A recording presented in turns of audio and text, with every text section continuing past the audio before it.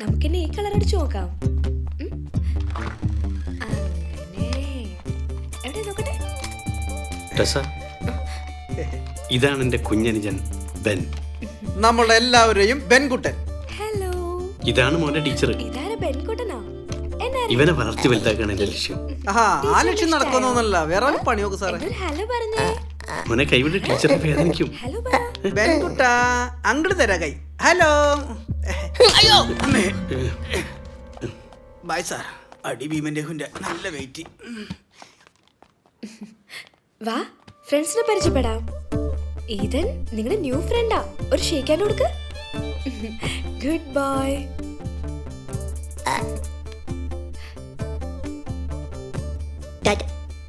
അത് വേണോ? ഇവളുകൊണ്ട് ഞാൻ വീട്ടിൽ പട്ടീനെ വളർത്തില്ല. അല്ല, ഇവന് പട്ടീനെ ഭയങ്കര പേടിയാ. ബെൻ ഇതെടുത്ത് കളിച്ചോളൂ കേട്ടോ.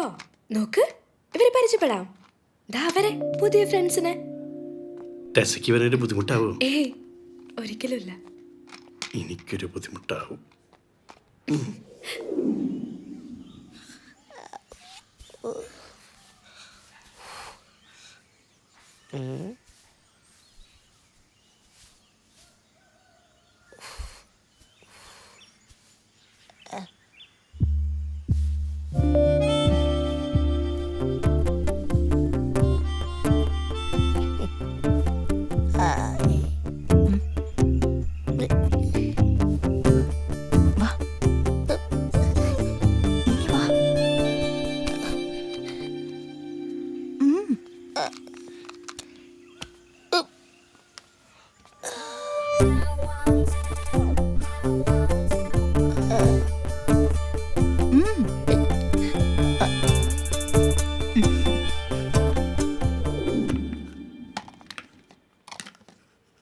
അങ്കനവാടിയിലെ ടീച്ചർ.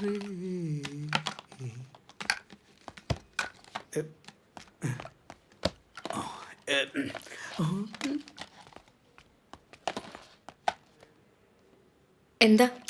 ചുമ്മാ. ടീച്ചർ ഇംഗ്ലീഷ് എംഎണല്ലേ? അതെ. നല്ല സ്റ്റൈലായിട്ടുണ്ട്. ഇംഗ്ലീഷോ? അയ്യേ, ഇംഗ്ലീഷ് ഒന്നുമല്ല. ടീച്ചർ മൊത്തത്തിൽ നല്ല സ്റ്റൈലായിട്ടുണ്ടെന്ന്.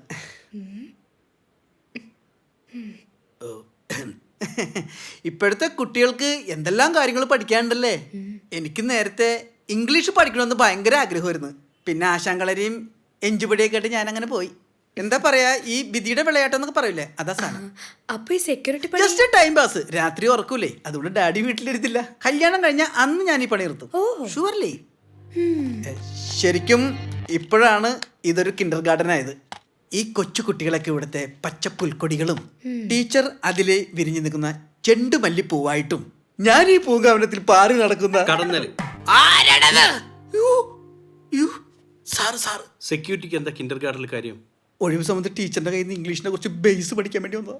സ്കൂളിൽ കുട്ടപ്പം പഠിച്ചില്ലേ? മറന്നുപോയി. അല്ല, ബേസിന് അങ്ങനെ സമയമൊന്നുമില്ല സാറേ. സെക്യൂരിറ്റി ഒക്കെ ഇതിന്റെ പുറത്ത് പോ. ഓടാം സാറേ, സ്പേസ് തന്നെ. ബൈ. എന്നിങ്ങനെ സംശയത്തിന്റെ ഒക്കെ കള്ളന്മാരാ, ഒന്നിനും വിശ്വസിക്കരുത്. അതെ അതെ.